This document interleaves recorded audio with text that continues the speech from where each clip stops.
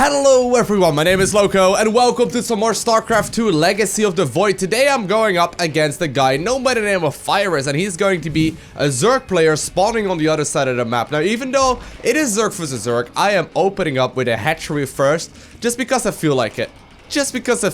I kind of just want to give it a try. And even though this is, you know, generally speaking, not that great of an advice to go for in ZVZ, it's my first game of the day and I don't really mind losing all too much, and I like playing macro-focused games. So we're gonna try and see if we can maybe get some value out of this. Obviously, if my opponent is gonna go for like an early game aggressive move, such as like 13 gas, 12 spawning pool, I would be in a lot of trouble. But if he manages to, you know, keep this base alive, I will have the golden mineral patches at my disposal. So I'm basically just giving up, you know, the game, whether like if my opponent goes ahead and like cheeses me. Obviously I'm gonna try and stick in here for as long as possible, even if that is going to be the case. But it's just one of those things, you know, sometimes you have a build order loss, sometimes you don't, and sometimes you have a build order win. I mean, you know, that's just part of the game. Anyways, as long as you don't care too much about losing, it really doesn't matter all too much. I want to be going for probably a Roach focused mid game. I prefer playing Roaches over Mutalisk, in particular on maps with the golden mineral patches, just because you can definitely get a lot more value out of it.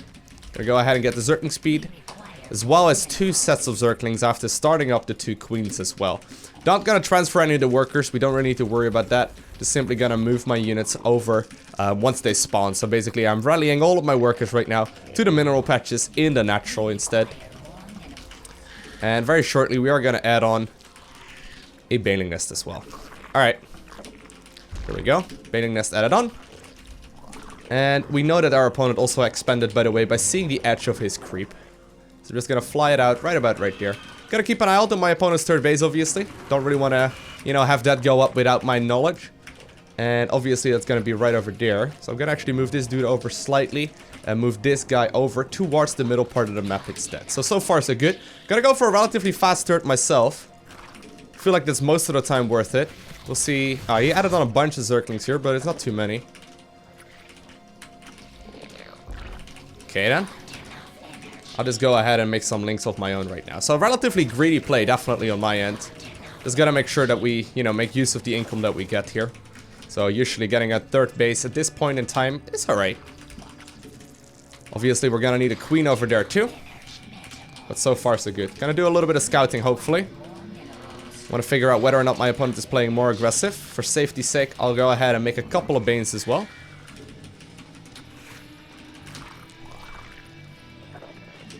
Quick look. He doesn't have link speed yet. Oh, now he does. Alright, I was gonna say. That's kind of weird. He's adding on a really quick gas. Really quick gas by my opponent. That's most likely going to indicate that he's going to go for quick muta play, also because there's no third base yet. Here's what we're going to do. We're going to try our very best to just finish this off with a Roach timing attack, added on with Zerglings as well. The funny thing is that obviously, since my opponent is starting to tack up really quickly, we still have a couple of minutes before he really starts getting the income for us to not be able to hold it, you know? So we should be in an okay place here still. I haven't missed any of my queen injects yet. Gonna be adding on another gas here too. And very shortly, I'm gonna go ahead and just start making non-stop Roaches. And ideally, I push him probably right around... like 10 Roaches or so. Probably like 5:30-ish. Maybe a little earlier. Ideally a little earlier. And the idea is that because we know that my opponent teched up so quickly, and that he got the gases so much earlier, we should be in an okay spot. Now he's gonna go ahead and make the expansion right now. I want to be hiding my Roaches for as long as possible. Still making as many of those as I can. And I guess I'm gonna move over a couple of these towards the third base. There's gonna be travel time, so it's hard to say whether or not that's actually worth it. But we're basically just trying to make sure my opponent isn't making workers now. If he's not making workers, we're in a good, you know, we're in a good place. Also, I want to try and just keep him alive for as long as possible and like sort of like soak up as much APM. Okay, that's very good.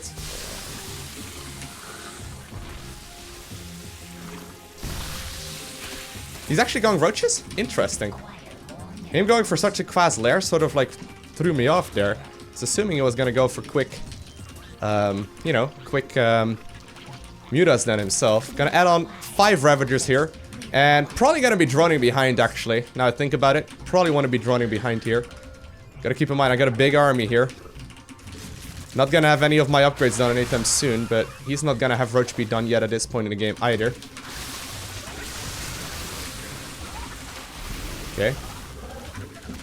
Oh god, I just killed one of my own roaches on accident. Didn't mean to do that.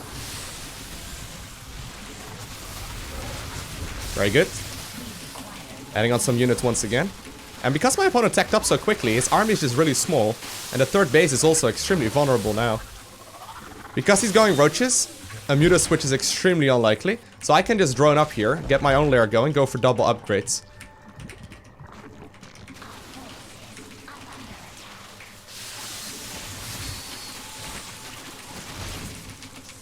Okay.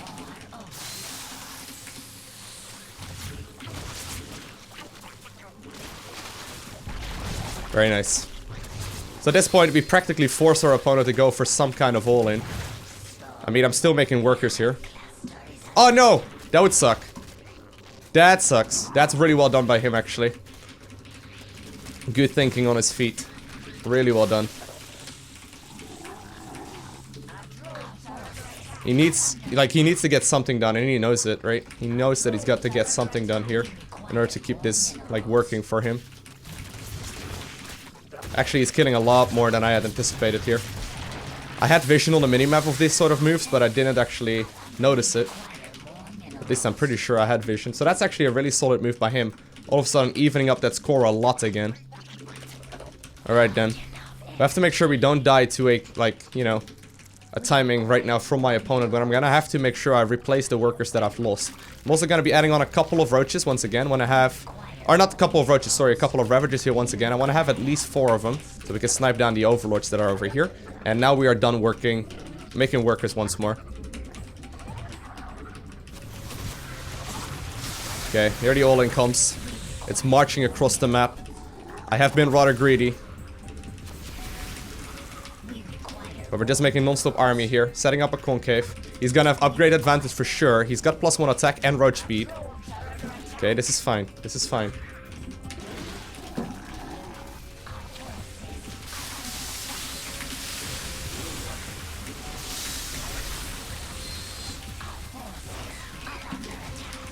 Very good. Okay, we survived. We survived, so that's exactly what we were hoping for there. We'll push out once these upgrades finish up, which is almost. Very technical game so far, but this is looking pretty nice for us. Gotta keep an eye out on these run-bys. You know what? Just get a spine crawler over there. Just to, like, you know, stop that from happening in the next couple of minutes. He is droning up here.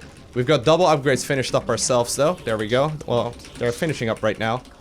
That means that at this point in time, we're gonna be in a great solution to potentially finish off this game. He does have the burrow upgrade, it looks like, but... we've got a lot of stuff here. That's just simply from getting a bigger economy up from than my opponent early on. After scouting that he went for such a greedy play. And even though we lost workers, it wasn't enough to justify the losses. So, you know, if he wants to go for a counterattack, that's fine. We'll take that. We'll take that. Okay then.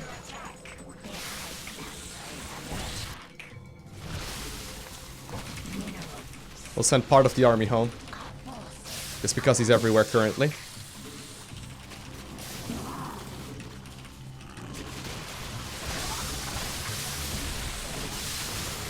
It's actually a very good move by him, though. Like, it's working out really nicely.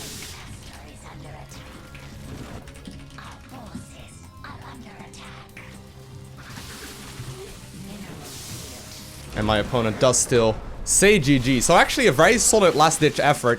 The fact of the matter is, though, that 10 minutes into the game, the main and unnatural mine out, in particular when you don't really have any kind of third base to follow up on.